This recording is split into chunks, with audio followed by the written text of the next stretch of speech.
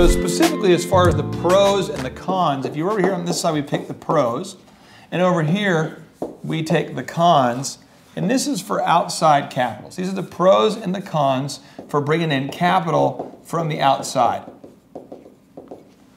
The pros is that you have money. That's what capital is. You have the money. All right, cool, all right. The con is anytime you take a dollar, they're buying influence. They're also buying accountability. They are going to call you. They do call you. They will call you. And they're going to want to know how you're spending that money. Mm-hmm. Then you have a whole level of reporting. They have influence. There's reporting. Yeah. You also are in a situation where you now have less autonomy.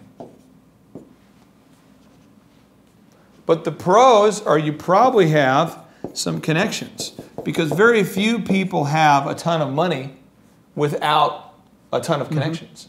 And very few people have a ton of money without contacts. So now you're in a situation where you now have money, you've got connections, you've got contacts, and I'll throw out something else, and this is big. You're probably going to get mentorship or coaching.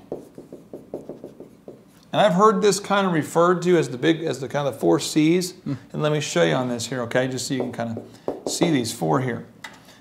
Cash, connections, contacts, and coaching. Those are all the pros of bringing in outside private capital, outside money from a non-institutional lender, from a non-bank. Yeah. But the downside is they are going to exert some influence. Okay. And that's usually not a bad thing. If they're wealthy, they probably know what they're talking about. Not always. A lot of times there's that second generation, third generation wealth, doesn't know what they're doing, but they're just trying to tell you what to do. Okay. And there's that accountability and there's that less autonomy.